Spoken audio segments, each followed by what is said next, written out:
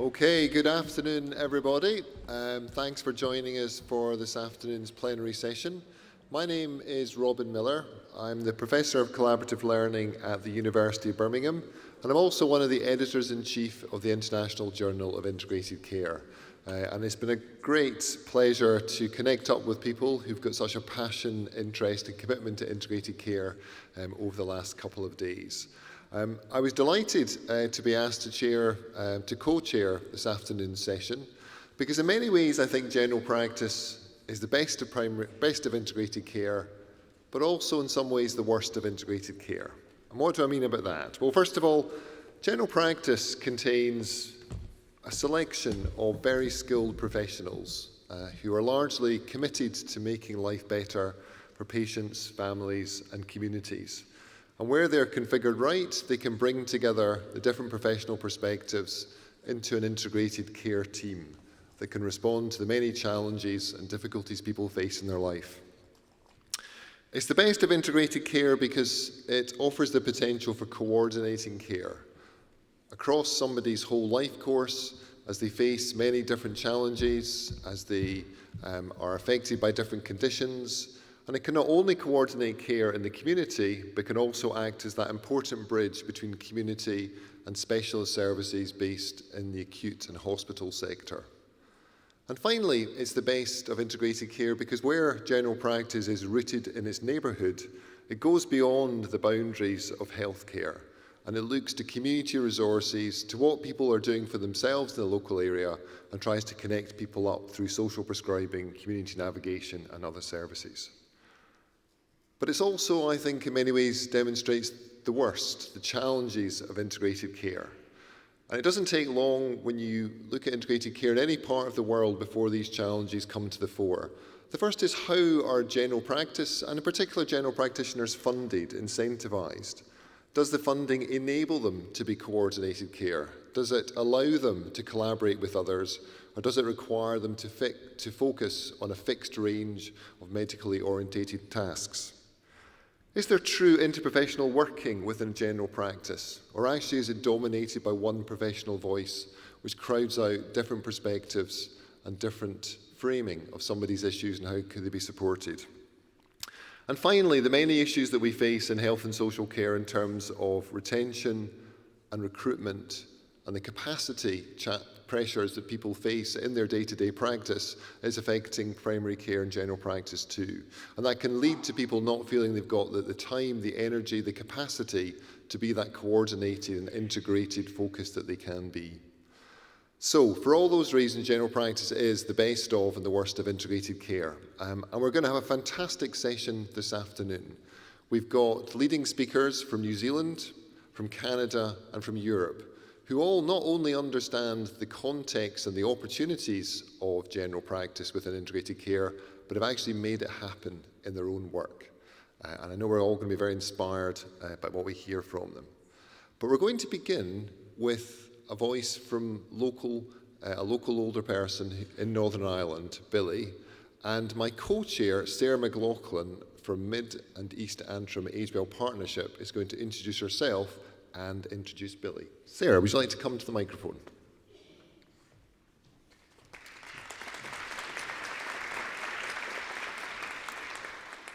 Bit of a change in the microphone levels there for me and Rob.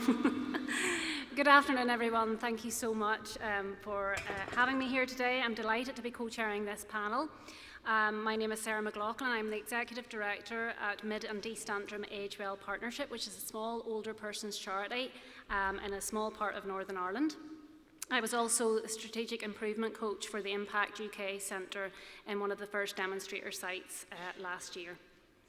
So having previewed some of the presentations you will hear today, I feel very comfortable alongside these panellists who have noted very similar experiences and points in their delivery of integrated care in the community, and in particular the role of general practice, a key partner that we at Mid and East Antrim Age-Well Partnership have been working with since 2017.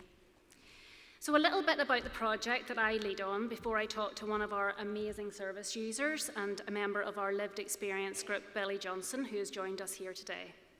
As Adam Lent from New Local said earlier today, people are experts in their own lives, So Billy really knows what he's talking about.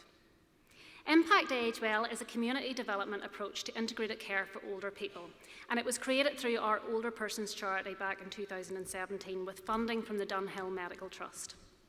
We work with people over the age of 60 who live with one long-term health condition, and they work with our officers through home visits over the course of 6 months, where they work together on the older person's health and well-being through a holistic approach.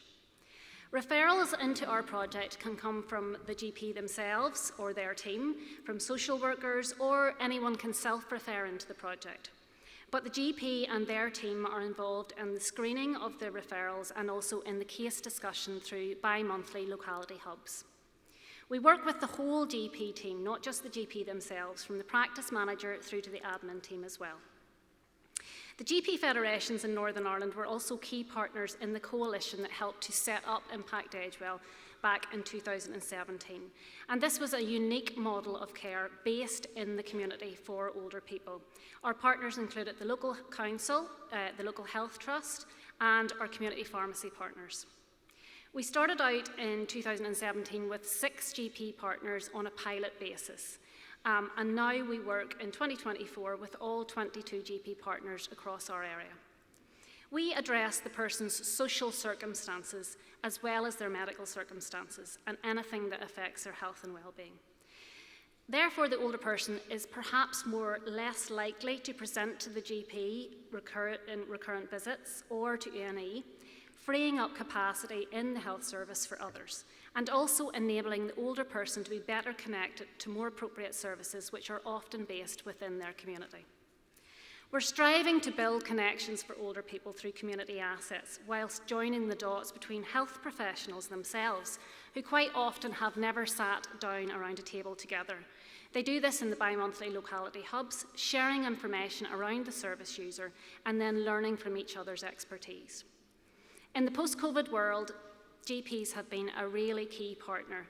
In a time of perhaps inadequate and uneven access to GPs, we have been able to be agile and enable our GP partners to provide our support to them, but also to give an essential bridge to older people in their time of need between the GP surgery themselves and their patients out in the community.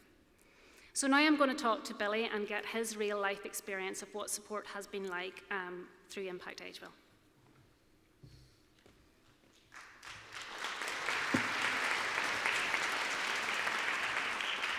Just taking it we're on, okay, that's great. Billy, could we start by you just introducing yourself to the audience? I'm Billy, I'm 87, I live alone, I have no family, and I had just lost a daughter to a brain hemorrhage and was involved in a local GP at the time. And that's how my introduction to Age Well came about.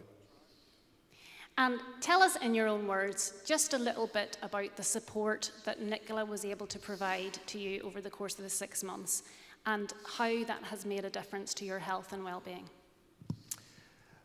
Well, GP surgery phoned Age Well. Nicola arranged an appointment, came down to see me. This was in the middle of COVID, I should say. First meeting we had, we sat in the garage and talked with our masks on. But she had said that she tested herself for COVID every morning before she came to work.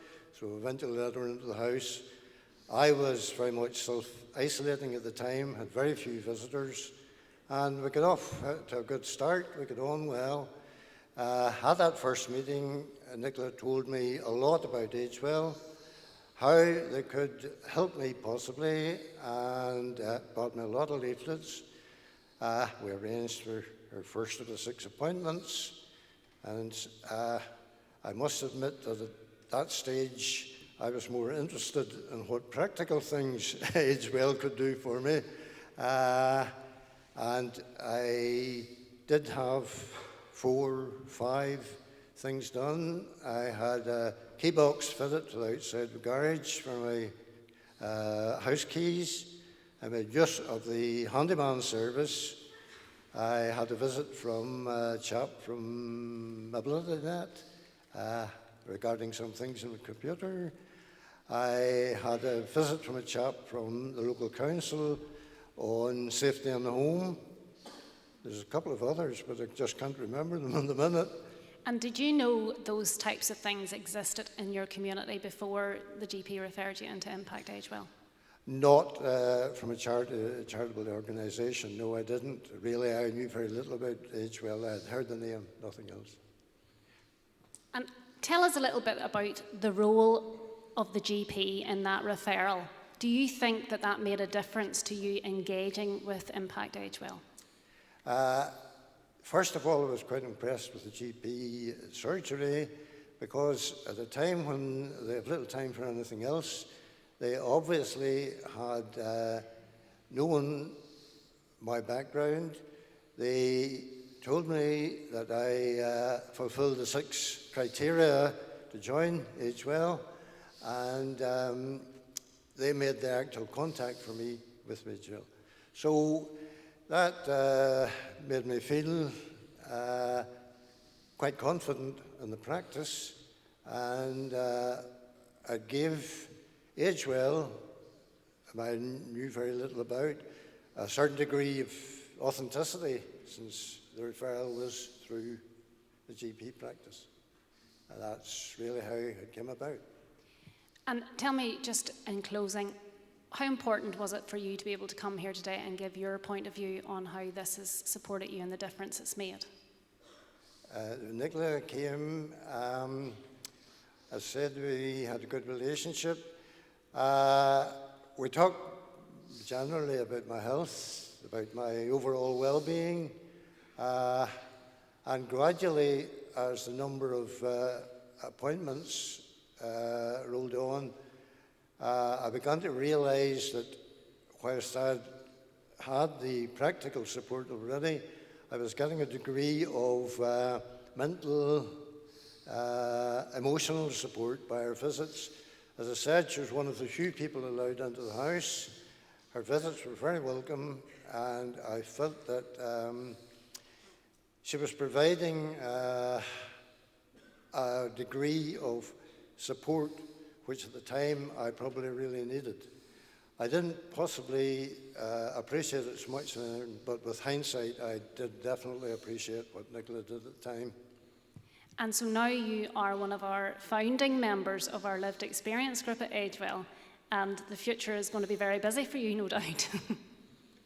I look forward to it. I certainly endorse Age Well. I think it's a very good organisation. I would very much like to see some of the innovative approaches they've made to older people extend far outside our small local area. Would even hope at some stage to see some of those things incorporated into statutory care for older people. And really, that's about it. I don't think we've any more to add. You have been very eloquent as always, made my job very easy. Well, as really, you have been the strong point, in you and Jenny, in Age Well, and all I can say is, well done, Sarah.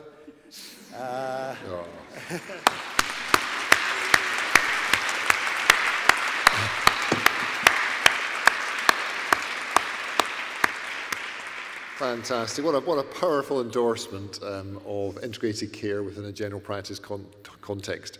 Right, I'm going to ask our other 3 speakers to come up, Amarjit, Richard and Jan, if you could.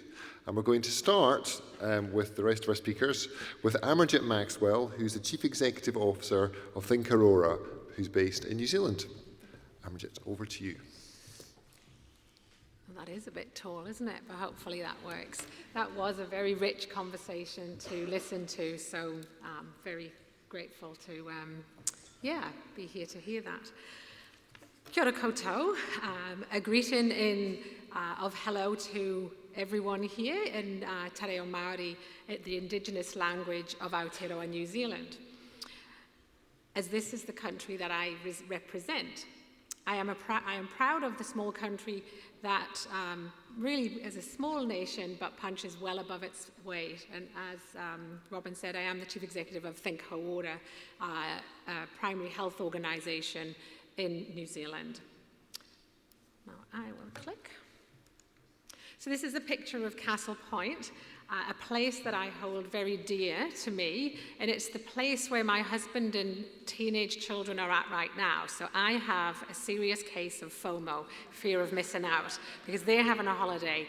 But I promise you, I will lean in and be very present here today, because this is an important event. And they told me this morning and said, "We miss you, Mum, but we're very proud of you." So I hold that dear to me. So I originally hail from the northeast of England, so you may actually detect that Geordie accent in my voice, and so it is a bit of a giveaway. I'm an avid Newcastle United fan, and so I look forward to some of those games, which I understand there are 2 this week, so I'll be trying to hunt that out. In terms of what I'm covering, I'll basically be providing that some of the insights from Aotearoa New Zealand on the role of general practice in terms of integrated care, the general practice as a wellbeing partner.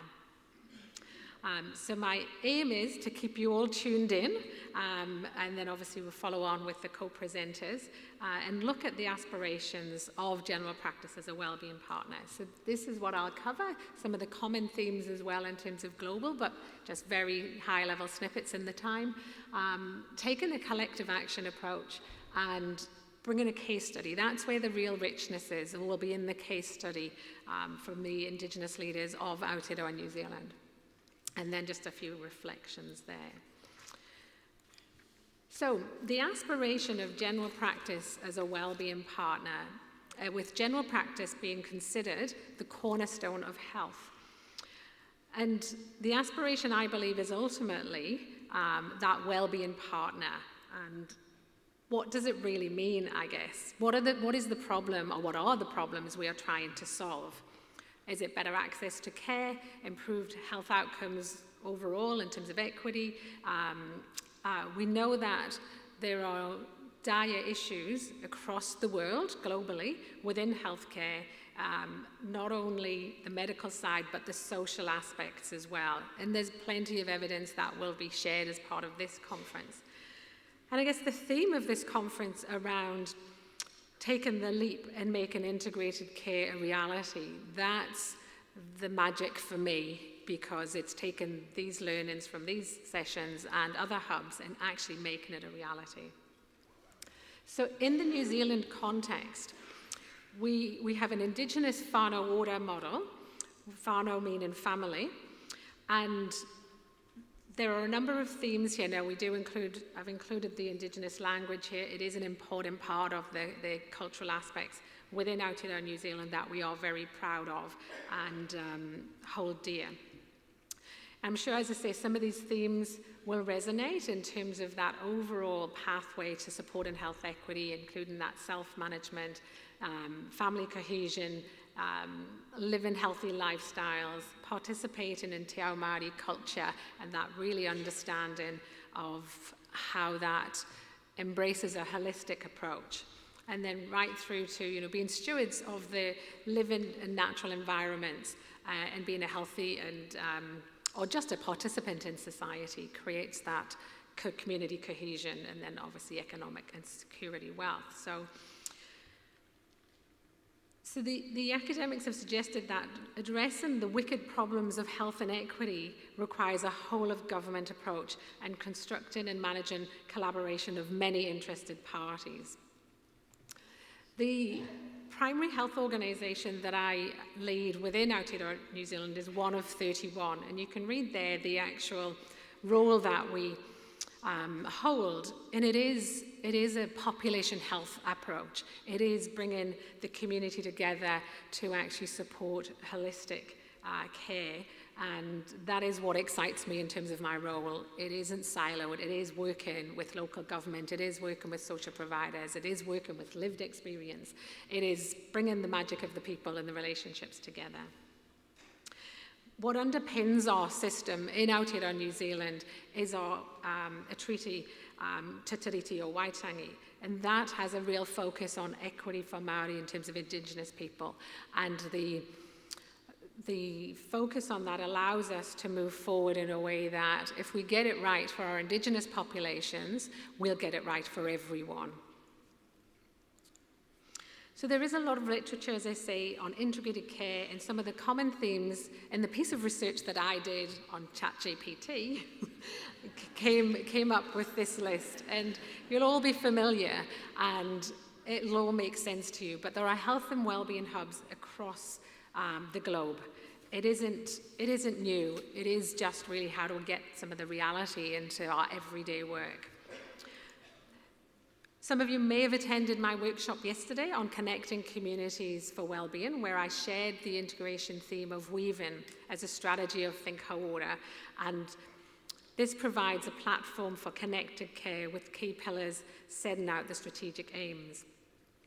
The aspirations of general practice to focus on health and wellbeing continues to be a journey. There are so many factors that prevent progress, whether it be workforce and funding, shortages, or increasing complex conditions. Given the need within our communities, we must continue to forge ahead and make integration a reality, not just an aspiration. Hell, we've been talking about it for years, and I think that's why I'm loving, as I say, the theme of this conference. The focus of the strategic aims of Think Hauora includes building health, fostering well-being together for everyone, with multiple partners working to support whānau, which means family. It is these relationships that will move us forward. So ultimately, this is about networks of mutual benefit formed by interconnected, interdependent, synergistic relationships. There's a lot of big words in there. And Collaborative Aotearoa, which was an organisation that I led until recently, coming into this role, they advocate for a collective action or a collective impact approach that supports complex multi-organisation projects to support what sometimes are called the wicked problems. Apply this to general practice as a wellbeing partner, and I believe we can start to shift the needle in terms of positive change for our communities. It will be a mindset shift, and some preconditions will be needed. Being ready for the change is important, and this is an ongoing movement. So bringing it down to reality that I'm talking about in terms of what is happening in our communities within Aotearoa New Zealand, the real pockets of excellence. So Best Care Whakapai Hauora is demonstrating innovation in practice, in general practice. And it is actually happening. It is an Indigenous iwi. So Whakapai Hauora is an Indigenous provider based in Palmerston North, offering a wide range of health and social and disability support services tailored to the needs of community.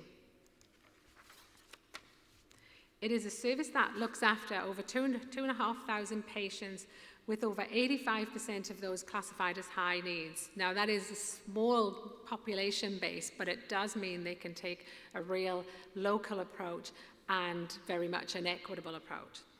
The national and international changes towards high-performing primary care over recent years has included a focus on patient-centred and seamless care across primary, secondary and community-based services. Best Care continues to transform into a fully integrated service that ensures all services are delivered to meet the varying needs of the community. Their Te Ara Whanaora model, which you can see linked back to the beginning slide, that concept is used throughout Indigenous organisations within Aotearoa, or versions of it in terms of holistic. So I won't obviously read those out again, but they are an exemplar, and the service was born out of necessity for those with the greatest needs, taking a social determinants of health lens. So this model of integration recognises holistic Māori view of health and links between health, culture, economics, social standing, and historical events, including historical trauma. And it is one based on equity. These pictures depict a family-centred approach which includes cross-sector providers general practices with extended care teams, so not just the GP, not just the nurse, but health coaches, health improvement practitioners, dietitians, to name a few. But mental health and addiction services, counselling, access to food, a kaumātua or elder support is highly valued within the service. And quite uniquely, they have a radio station to build connection with the services that they offer. And it is about actually creating that connection with the community, with those that actually are needing care, access to care. And whilst this integrated approach sits apart from many others, it still faces the challenges of workforce funding and dealing with the complex nature of social determinants of health. We can be proud of the achievements given the current climate, and we need to encourage others to embrace this approach as the norm. So Best Care Whakapai Hauora continues to seek the input from its community and values lived experience. Through the patient voice, their recent qualitative study captured some of the barriers to achieving better health and well-being outcomes. And ultimately, recommendations were sought from the lived experience, from those connecting with their service, and they actually go some way to furthering their fully integrated approach. So I personally will watch their journey with interest and continue to support from the perspective of a primary health organisation. And it is something to be proud of and seeing it in action. And in particular, I do need to acknowledge Rangitane o Manawatu as the iwi, the tribal group, leading the work of Best Care Whakapai Hauora, with the ongoing support from Te Tihi o Ruahine, which is an alliance of 9 hapu iwi and Māori voluntary organisations and service providers who come together to inspire a collective approach. Now, it's worth emphasising that this is an alliance, and we've had conversations about alliances here at the conference.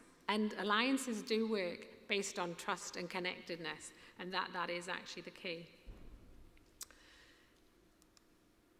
I want to move on to, hopefully I'm doing okay for time. 4 minutes. Okay, I'm getting there, I'm almost wrapping up. So I want to move on with the voice of general practice in terms of, in particular, the voice of a general practitioner to begin with. And this is a long quote, but I really felt that to cut it down wasn't doing justice to the voice of the general practitioner. And Dr. Andrew Miller is certainly forging the way of general practice as a well-being partner. He personally created what was called a well-being model based on a Te Ao Māori, an Indigenous model of care, Te Whare Tapa Whā, and he is absolutely on this journey. So I'll let you absorb that rather than read it out. And Dr. Kirsty Lennon, who actually happens to be my family GP, but she certainly is a supporter of integrated care and is very future focused. And again, taken forward that vision and aspiration of how to become a well-being partner, working with all of the social services, voluntary organisations and lived experiences as we've talked about. And Jane Aylan, a Director of Quality and Culture, primary health nurse. Now, she is a nurse in the district that I work, and they are deeply embedded in their community. They run community days, they work with kaumātua, the elderly within the community, and they're part of a collective impact initiative. So we are very lucky to have the forward thinking and seeing it in action. And Dr. Andrew Williams, he is also in the district that I work in. He is a primary care leader across New Zealand, and again, forging the way of really listening to the voice of the patient and empowering them in terms of self-management, and that's really been his passion. So highlights in terms of supporting this shift. General practice is more than ready, and is ready for being a wellbeing partner, despite the many challenges. We need to learn from our Indigenous communities across the world as we move towards holistic care. I do believe with the movement in terms of Indigenous leadership in various countries, the answers of that holistic care is going to pave the way for us. So we need to continue to support this shift, and the PHOs, or the primary health organisations, as the meso-level organisation, we hold an important role to support at the local level. And to finish, I will share with you a proverb from New Zealand and the richness of the wisdom of words. I hara taku toa, I te toa takitahi, engari he toa takatini. My strength is not that of an individual, but that of a collective. And I think there's no truer word said than being at an integrated care conference, and it is this collective that will move us forward, and it is about taking the leap to reality. So thank you for listening.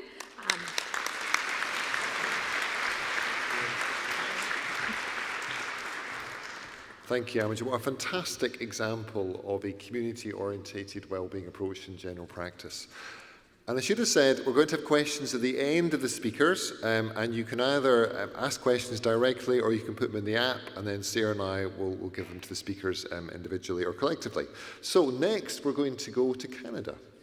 And we've got Richard Lewanchuk, who's the Senior Medical Director for Integrated Care in Alberta Health Services. So, Richard, delighted you could join us today, and we'll hand over to you. Thank you very much, Robin.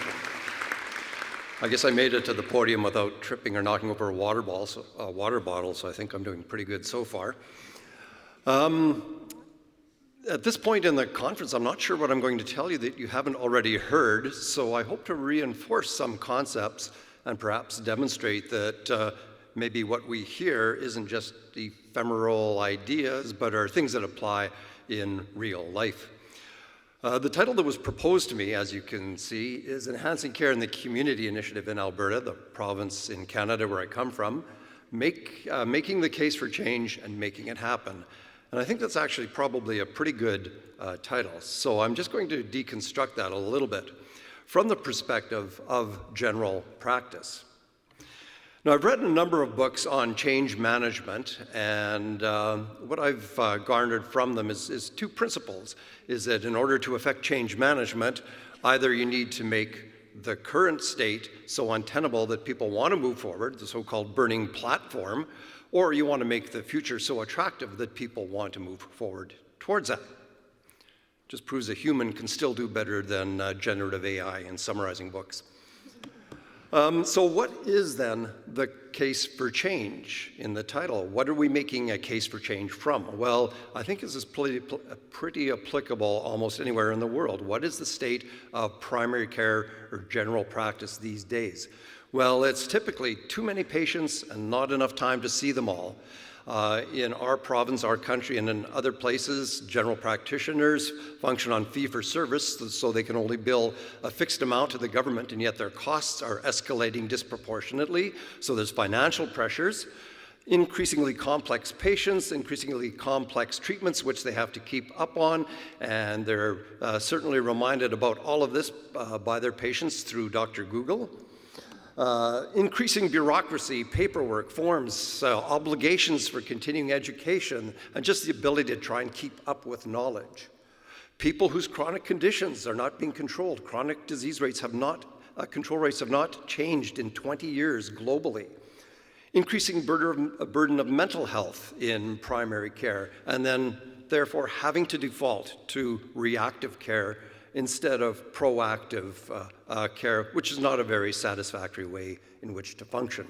And so there's two highly applicable cliches which we cite. And the first one is that, well, it's not hard to make the case for change from this. You know, we can't keep doing the same thing and expecting different results, a saying often incorrectly attributed to Albert Einstein. And the other thing that we hear over and over again is that the current system is not sustainable. And if you do check with Dr. Google, you'll find out that there would be 550,000 hits on that phrase. So how we approached this was really by making it happen and not in a top-down manner. So in other words, our thinking is that we were not going to set up a very onerous governance structure with steering committees and working groups and rules and regulations and policies and a whole bunch of subgroups with all sorts of acronyms. If you're thinking I'm referring to the NHS, I'm not. You might be, but I'm not. And so this is how we started, and I think this is applicable in any facet of integrated care. And so we started with creating a shared vision. What did we see as the future? What was the optimum future state? So approaching primary care, particularly the physicians, we said, we came at it from the what's in it for me. If I'm a family doctor, a GP, why would I want to change? What's in it for me? Well, so we would say, well, think of what really spoils your day, or what sort of patient, when you see them on your roster for the day, really makes your heart drop. And so some of them would be that person with nothing really wrong with them, but they keep coming back and insisting that you must be missing something. Or the patient with a chronic condition that just never comes under control, despite their promises that they're going to follow their diet or exercise or lose weight. Or the person who you know has some sort of a social issue, but you don't know what to do about it. You don't know where to refer them, so you sort of ignore it, and they are too embarrassed to bring it up. We can help you with this. So doctors like data, so we often use some of our local data exemplified here. So we looked at the number 2 chronic condition in the world, diabetes, and we said, can we predict whose diabetes will be controlled? Because that's one of the challenges of primary care. 80% of primary care is managing chronic conditions. And we said, we looked at all of the factors that lead to diabetes control, and using medical administrative data, we just cannot predict whose diabetes will or won't be controlled. On the other hand, if we add in social data, immediately everything becomes clear. And you can see that here in the work that we did, that depending on your income, or your income was the best determinant of your diabetes control. The lower the income, the greater the social need, the poorer the diabetes control. So we leveraged this data really to say, it's not you, it's them. In other words, the problems that your patients are experiencing and the challenges, the social challenges that they're having, that's what's getting in the way of medical care. So, can we help you in this? And so this slide maybe have been better titled, Do You Know? But this helps us also leverage further knowledge to say, by the way, did you also know and understand or realize that 80% of modifiable health has nothing to do with the care you provide, but is related to social factors? Or that 40% of primary care encounters have a mental health component? Or 1 out of 6 visits to a GP are related to loneliness? Or the biggest care gap is in people who can't, won't, or don't see a family doctor, not because of their negligence, but because they're more concerned with, am I going to have food on the table tonight, or am I going to be evicted tomorrow? So they don't have time for silly numbers on a blood test or on a machine. Or a common reason for not being able to control a chronic condition, as I already showed you, is because of social issues. That maybe working with a well-assembled team might mitigate some of this issue, and that indeed the world will not come to an end if our funding model changes from fee for service to some other form of perhaps capitated funding. And then finally, health is, as is said in Costa Rica, is really a form of wellness which is created by community, and you are part of the community. So as was highlighted, and this was already mentioned in this meeting, the Fuller report, that it talks about teams and teams of teams, and we offer this to general practice. Have you thought about what is possible through team-based care? And when general practice is thinking of this, they're typically thinking of the team in my clinic, so that's where we start from. So we say, what do doctors do well? What could the doctor do as part of the team? Well, doctors are good diagnosticians. They can manage complex patients. They can liaise with the formal health system in terms of the ER or the acute care hospital. In our country, we have nurse practitioners who are very good at chronic disease management or who can carry out care in niche areas such as women's health or children's health. We have chronic disease nurses and dietitians who can work with patients experiencing chronic diseases, social workers or linkers, or we call them community health navigators, who can help identify and address social needs. Mental health counselors could be in the practice. Specialists could come and visit, and a whole host of others such as physiotherapists or kinesiologists.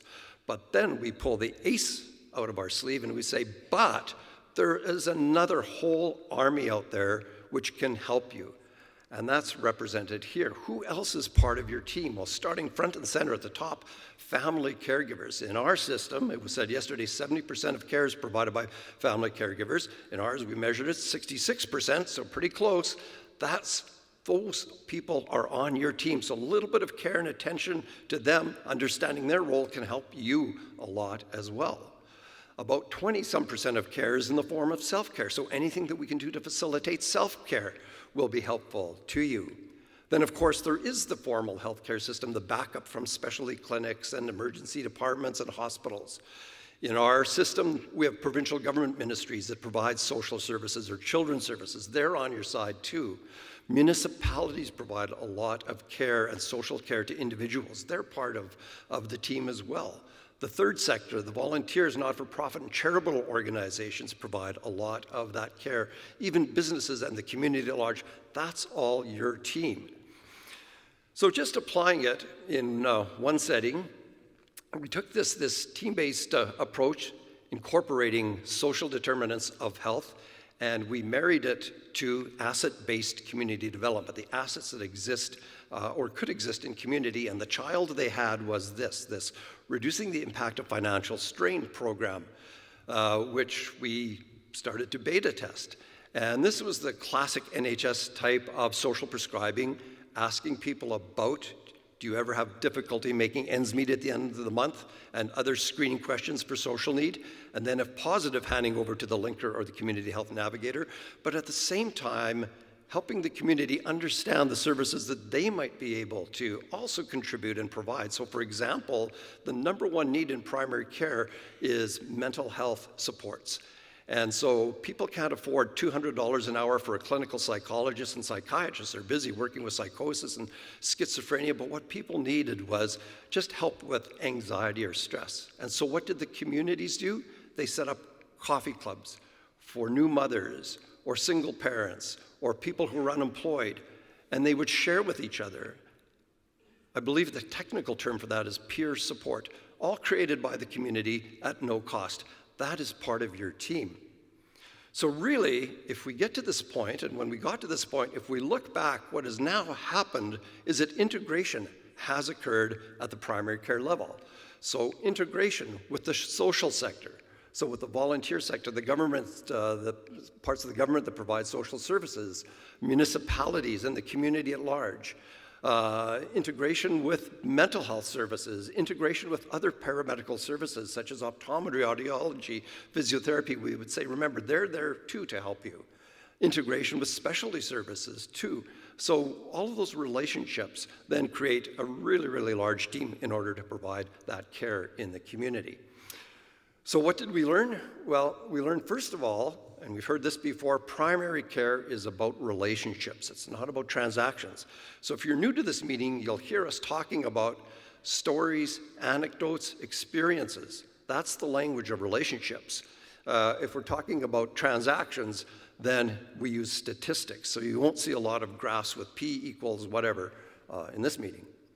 The other thing we learned is absolutely complex adaptive system theory applies, as do principles of a learning health system. Now, I've read all of John Holland's books, the guru of complex adaptive system theory, and I've read all about learning health systems. So in case you haven't, I'm going to summarize those books for you as well. So this all boils down to, don't worry, relax, you're never going to get it right, so just do the best you can, continually measure and adapt.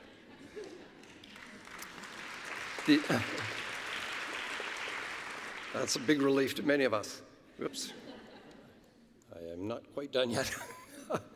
Anyway, I was going to say, what were the last two slides were, what were the results? Well, the results were, there's a nice little slide that said oh, here we go, thanks. This is the results, is that really when primary care makes this transformation, and I really mean the word transformation, as we talked about yesterday morning, they become the zealots, the doctors, the other members of the primary care team in our primary care networks, and the community itself. And as I heard one GP say in one session yesterday, we ain't ever going back to the old way. And we don't have any trouble with spread and scale. In fact, our challenge is to hang on for a second. We need to get in behind you to provide you with the supports and infrastructure. So really, just to conclude, when we have a common vision, when we have common knowledge, common understanding, incredible things can happen. And as we like to say, in order to gain power, you have to give up power. Thank you very much.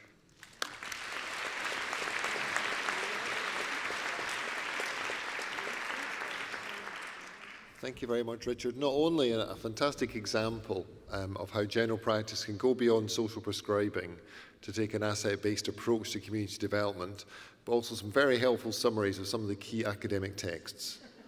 So thank you for that. And our fourth speaker is Jan de Massinier, who is a family physician, but a leading academic and change agent in primary care and primary care's community orientation. And I've had the pleasure of knowing Jan over a number of years through his work with the European Forum for Primary Care, amongst others. And he always brings a commitment and energy and enthusiasm and reality to his talks. So it's going to be a great conclusion to our session today. Jan, over to you.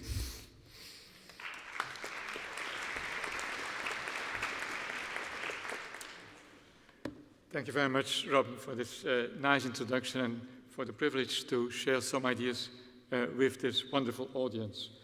I was given a not so easy title, Social Cohesion and Primary Care, How a Social Movement for Change is Improving the Lives of People in Flanders and Belgium. I think that needs 10 PhD researchers to show the evidence, but nevertheless, thanks Fiona for the challenge. I will try to make it a little bit happen. Okay, that's not interesting. My story starts in 1968. I was a young student at those days, and I was impressed by what was happening in Berkeley and Paris with the May '68 social movement. The elderly people in the room know what I'm talking about. The youngsters don't have to be disappointed. If they don't know it, it doesn't matter. And some of the ideas that were very dominant in that kind of change, societal change, were the attention to the person and looking at different dimensions, not only the biological, but also the psychological, the social, and later on the ecological came back. So this integrated approach. Second important element, democratization of the higher education. I had the opportunity to study to the university and to become a doctor. My parents only had the opportunity to study until the age of 14 years. So all of a sudden, thanks to the bursaries and to the political decisions, we had access to opportunities that would never have been there for the previous generations. Other important point, you don't have to interact in an hierarchical way with other disciplines. It was also very important for us. And especially when it comes to healthcare providers that is needed, but also when you interact with a patient, that should be a horizontal interaction. So this concept of equity, people are of value because they are human beings. And equity also as a characteristic, it was demonstrated by the previous speakers how important social determinants of health are. And finally, the movement for civil rights, so also the patients wanted to have a say in the healthcare system. And that was all very inspiring and very challenging, and some of these things have been moving forward, but others have still a lot of things to do. And the way we wanted to do that as young students, and we are quite a lot of us, some of them are in the room, Dr. Ida Ridder was also one of those students that said, we have to make another kind of doctor. And moreover, we will not do this, what we want to do, only as doctors. We will need an interprofessional team. And so the societal movement and the way we filled in our professional definition, our professional career, they came together. And we started with community health centers. I will not tell you the long story about that, developments in the US, interesting developments in South Africa, but Canada was important, and I know that many Canadians are in the room. I have to say thanks to them, because the Clinique Communautaire Pointe Saint-Charles in Montreal in 1968, there was an interesting experiment by medical and nursing and sociology students of McGill University. They started a community health center. And there was a Belgian professor over there studying what they were doing, and he brought the good news to Belgium. So the fact that we had this movement in Belgium was also related to the developments in Canada. And that's why this international exchange is so important. So we started 2 years before us. Rieder Ritter started already with a community health center, and then we started in '78 with a community health center. But we had to define what it was and to make it happen. There were 4 projects like that in the same period. And we just started like family doctors in a poor neighborhood. That was, of course, a choice on purpose. And then we integrated nurses, social workers, and we started to make a not-for-profit organization that we called a community health center. And then, of course, in 1984 already we had an interprofessional team. And from the very beginning we saw that it was needed to have another payment system. And interestingly, after 9 months that we were working, all of a sudden came the declaration of Alma Ata, saying that we should do what we were doing, building community health centers. Because if you read the Alma Ata declaration, it's all about cooperation. It's looking at the community. It's looking at social determinants. So the question, what was first, the community health center or Alma Ata? I have to disappoint WHO, it were the community health centers. Nevertheless, we have been working together and we have been exchanging a lot. Let's make a jump. I will do that in this presentation by time and while to 2024. The team today is family physicians, nurses, dietitians, health promoters, dentists, oral hygienists, social workers, occupational therapists, and primary care psychologists. We take care of 6,400 patients coming from 95 different countries. So every consultation is a journey around the world. And in order to do that, we were convinced that we had to change the financing system. The previous speaker spoke about that. And so we tried to build a capitation system without co-payment for the patient. And that was one of our first action points. Already in 1982, we negotiated with the National Institute for Health and Disability Insurance, and we said, we want to have a capitation system. And it finally materialized in the 1990s. Of course, we had to wait for the computers because those systems were too complex to run in a handwritten context. And nowadays, more than 500,000 Belgian citizens are cared for by providers that work in a capitated system, which is integrated needs-adjusted capitation. And the aspirations we had by creating this way of payment was that we would like to increase accessibility, no co-payment, better continuity and comprehensiveness, looking from different dimensions, a more horizontal relationship between provider and patient and between different healthcare providers, working together in teams with nurses, physiotherapists, doctors that were integrated in an integrated way paid. So one capitated sum for the 3 disciplines. So then you have to work together. Opportunities for better compliance for the patient, because we can follow them better. A focus on prevention, be it because it pays off in a capitated system. Competency sharing and subsidiarity, of course. And working on quality improvement. And there are indicators and evidence is there that antibiotic prescription is better in practices that are paid in a capitated system. The use of lab testing is more rational. And of course, the integrated care is better.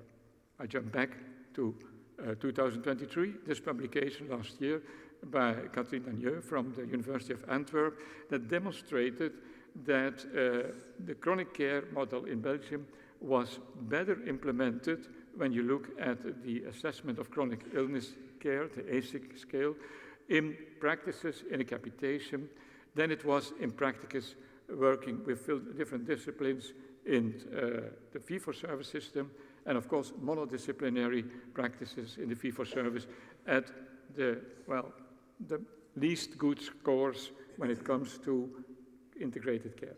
So at least there is a kind of correlation and relationship between payment systems and the way we organize our integrated care. And of course, that's important to have this evidence.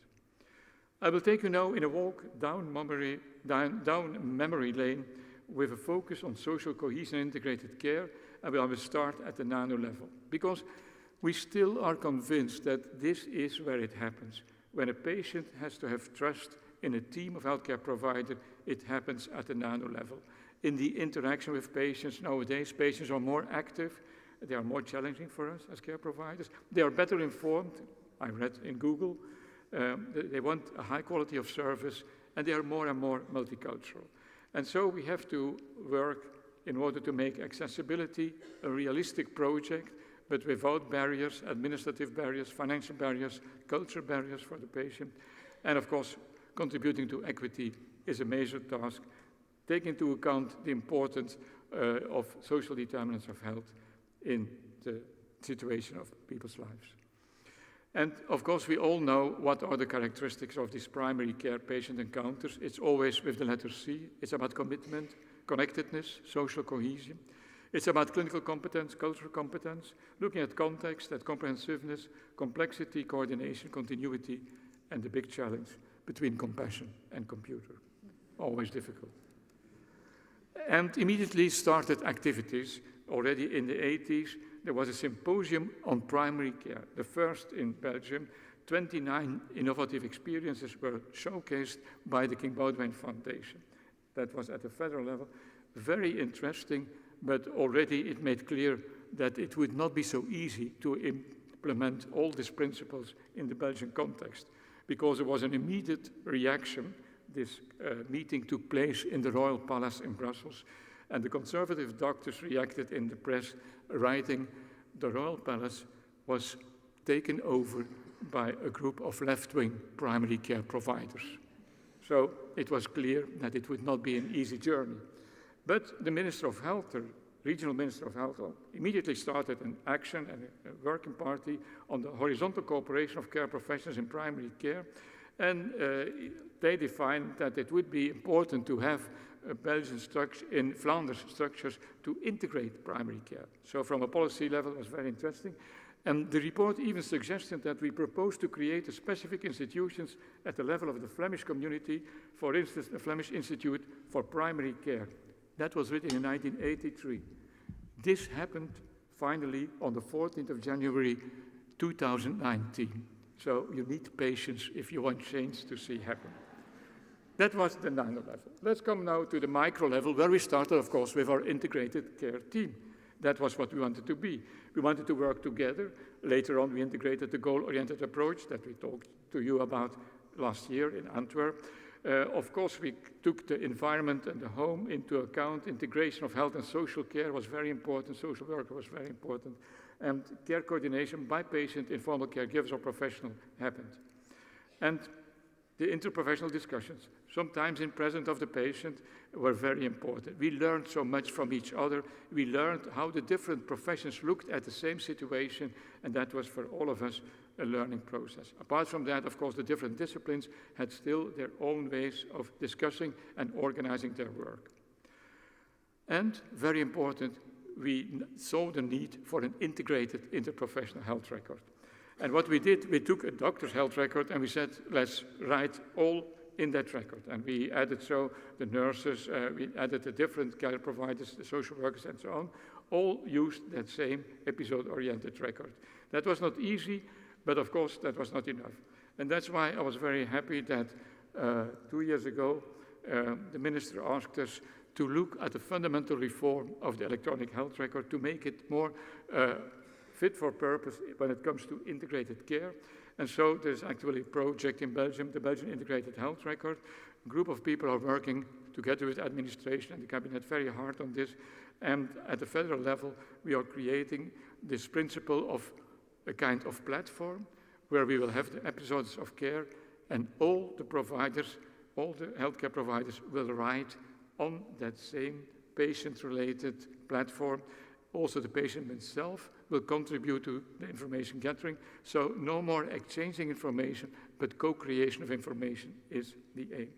At the same time, from the Flemish side, there is a care plan that has been developed. It's named Olivia, to translate all the different activities of the providers in one integrated care plan.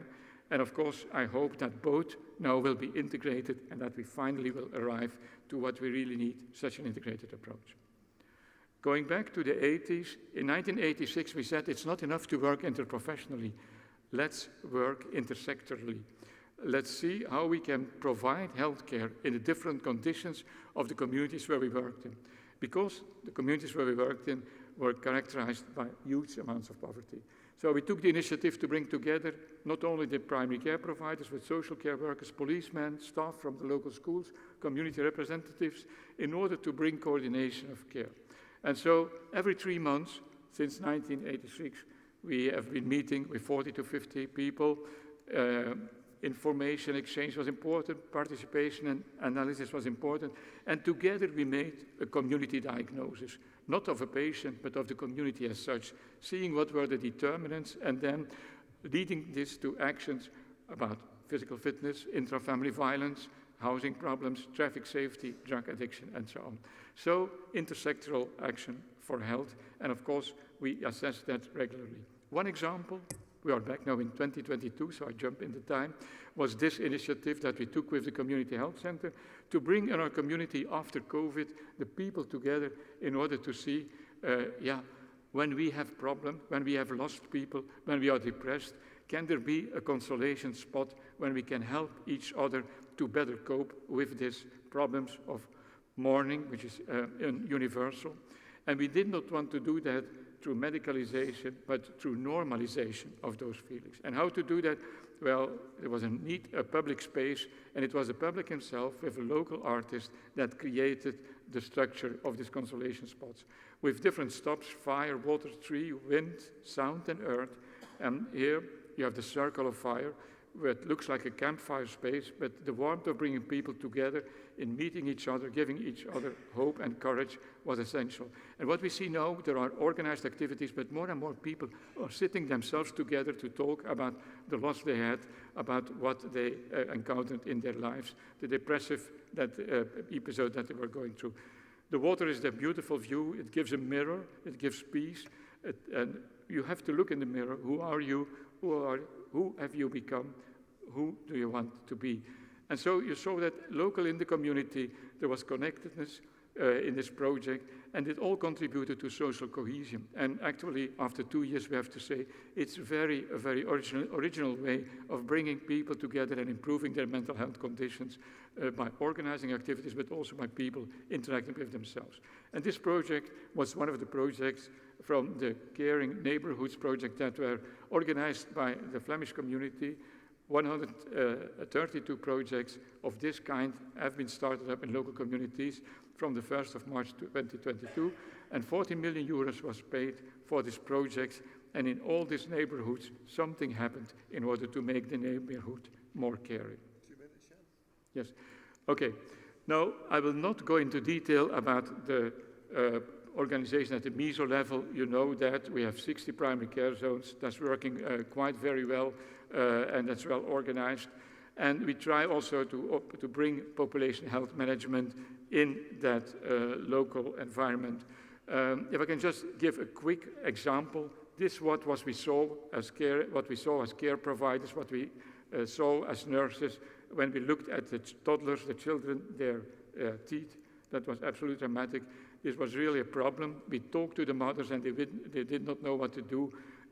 They gave sweetness to the children and these kind of things. And we did a survey at the age of 30 months, and we saw that 80.5% of the children had already early childhood caries, 7% in the high socioeconomic groups, 30% in the low groups.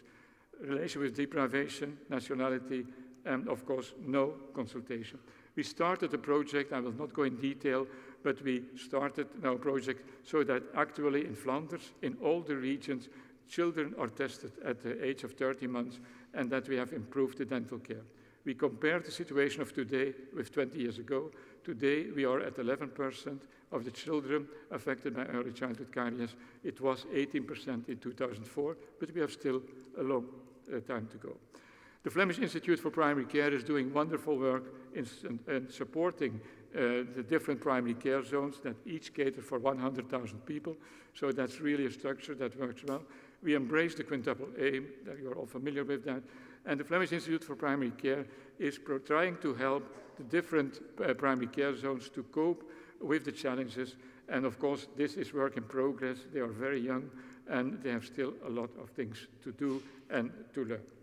Let me then come, and finally, there's also an interfederal plan for integrated care that will be the driving force for transition towards a better coordinated, integrated care. What can I learn from this interview? And I come to my conclusion now. Well, a central concept in this overview is social cohesion and connectedness. And I'm more and more convinced that social cohesion is a structural determinant of health. Social connection, it's so important because it brings connection to others via the existence of relationships.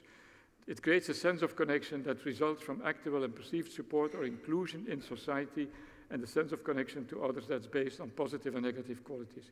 So it's really important that we see how primary care can contribute to social cohesion on the one hand, but social cohesion is also a prerequisite for solidarity in society so that people can help each other, informal caregivers.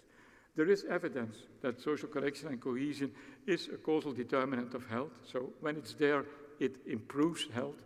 And actually, OECD even developed an indicator, social connections, so that it can be measured, and in the future it will be available as data for analysis, and I think it will be an important point.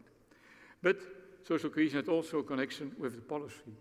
What you see here is on the x-axis, the horizontal one, the voters for the Sweden Democrats in Sweden. That is an anti-establishment radical right party. The higher the voter share for SD, the lower was the COVID uptake that you see in the y-axis in a municipality. And I'm convinced that there is a role of distrust that explains this. Distrust in government, distrust in institutions, and probably lack of social cohesion and social disconnection. So I think that more and more we will see that there is a linkage between strong primary care leading to better social cohesion and also leading to more democratic developments in society. And I think that we need that. Did we make a difference? I think we have to be modest. But some things happened. The strong focus on generalism helped us a lot. Attention for underserved groups and proximity is very important. Implementation of community-oriented primary care, look at the dental project. Innovative models of interprofessional and intersectoral approaches. Innovative payment systems, very important, and integration of primary care, social care, and public health. The focus on social cohesion and connectedness becomes more and more important, and advocacy and policy development are important. So, by doing so, we follow the WHO's call for leaving no one behind. And I can announce you that next month, this interesting book will be published by WHO, Implementing the Primary Healthcare Approach, a primer, which focuses a lot also on integrated care. It's already available on the web. Finally, connecting with international people is important. So, now comes my last slide. But the problems are, and I think we are all aware of that, neoliberalism in the previous century and the actual evolution towards stronger extreme right-wing parties does hinder social developments. My concern is, will the new European Parliament have a majority that support human rights? There are a lot of interesting organizations like this one that contribute. My final conclusions are, if you want change, be patient in order to observe progress. And I want to quote also our Federal Minister of Health, Frank van den Broeke, resilient health policy is based on science and solidarity. And I think that's very important. Thank you. If you want to read more, that's my book. Thank you.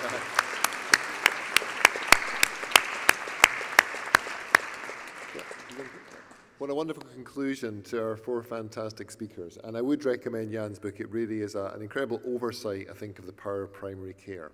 So we've got about 15 minutes for questions. And Sarah, I think you're going to chair the question and answer sessions. We have got a few questions on the app we're going to ask. And Olivia and Justin stand ready with the microphones, so they're going to dash up if anyone's got a question. So, Sarah, over to you. So we're going to do a wee bit of audience participation, get you all involved in the questions and answers today, not make it easy for you. So but the first question that really seems to have gathered some attention is around carers from Richard Mead. If Richard Mead could stand up and identify himself, and then we can get a mic to you. Right up at the back.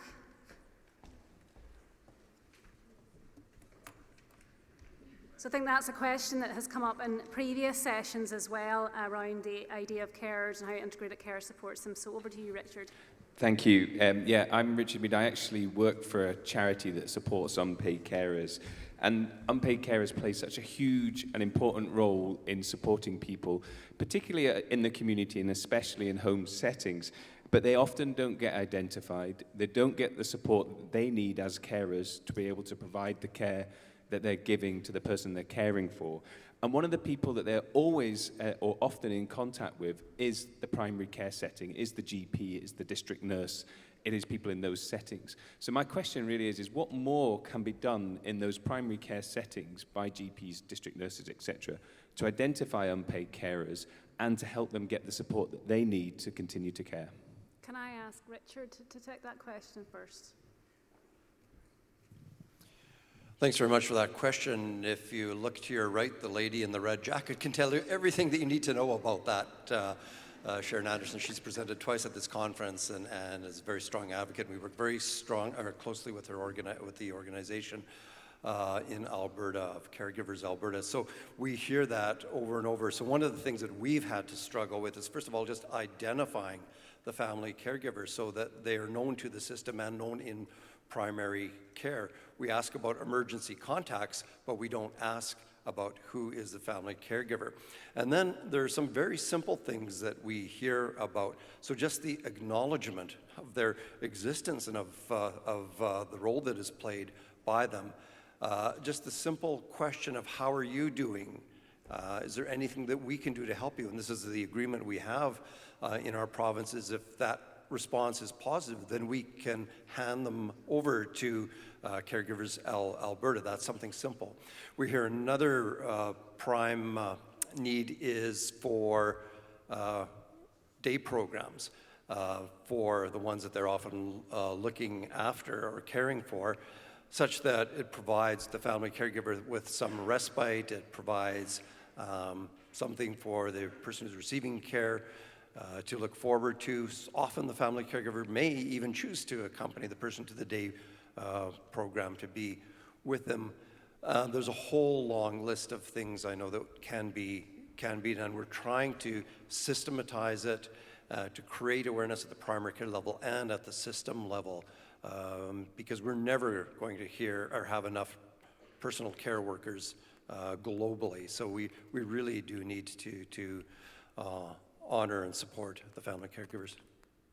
That's fantastic. I think from our perspective,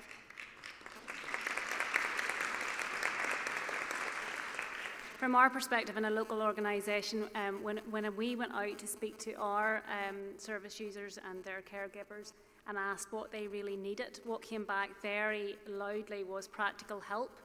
And it was being able to give them practical help so that they could spend quality time with their loved one, as opposed to, being the main caregiver and being in that role. But definitely get caregivers to identify themselves and actually see the role that they're in can be very challenging at times. Another question then that came through was to yourself, Amarit, around your approach at Think Aurora and how that could translate to very diverse inner city populations. Is this working? Yes. I think the example I gave was actually an inner city population, very much very small, not one of the major cities in Aotearoa, New Zealand, but certainly an inner city population code often defined as 4412 because of the high needs that exist.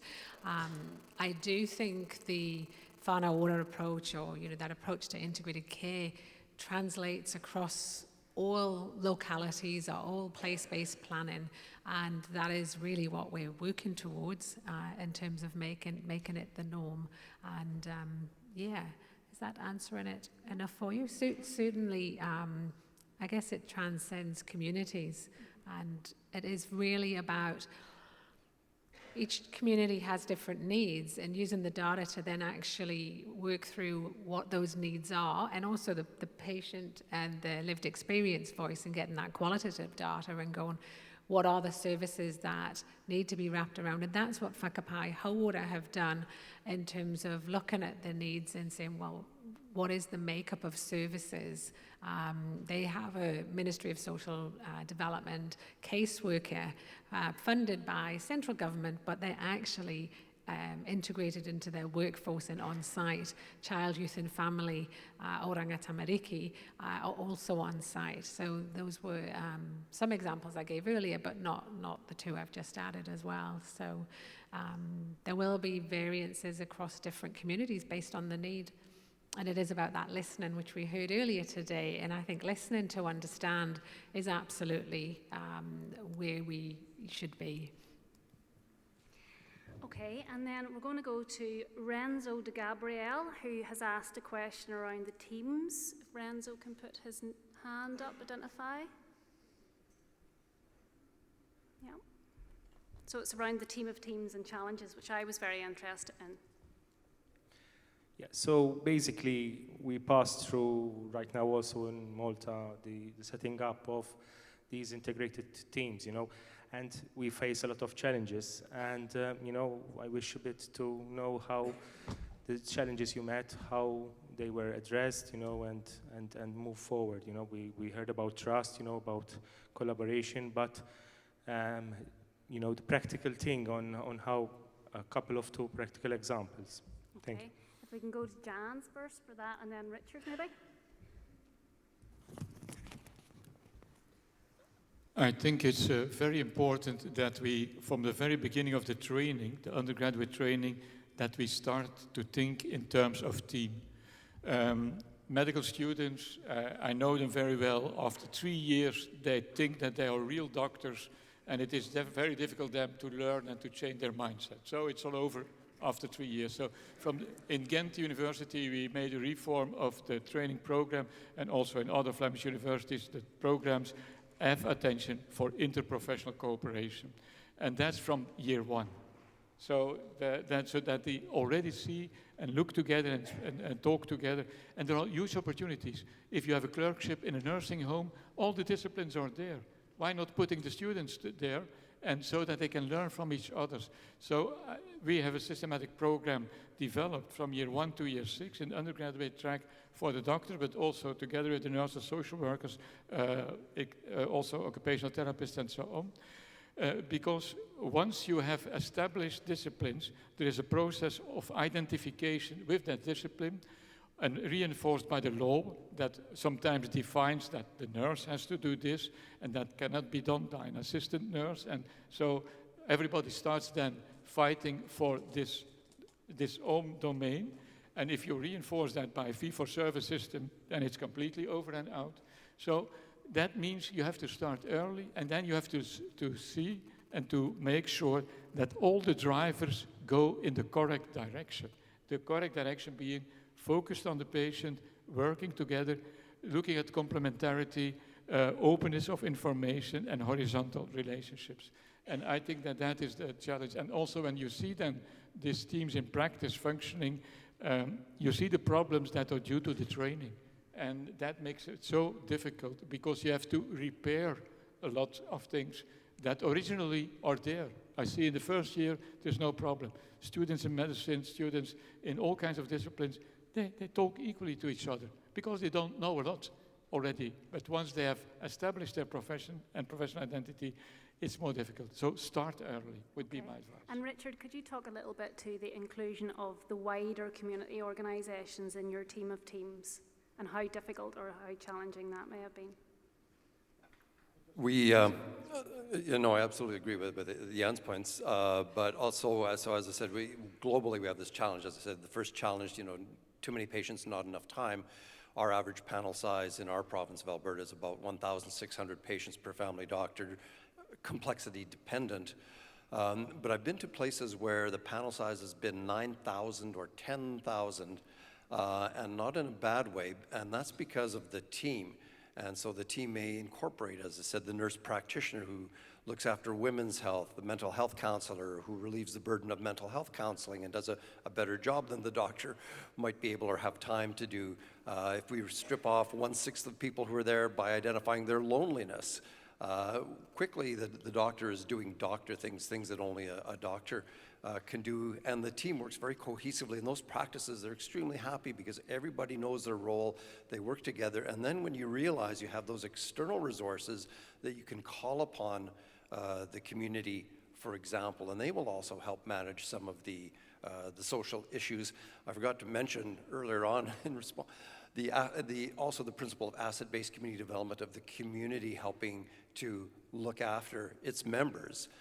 It's not those people that are there, the criminals, they're the elderly, they're the mentally ill. No, they are part of us, and so it's our job to look after them as well. So that is part of the team as well, and can really contribute to relieving the strain in classic primary care. Okay.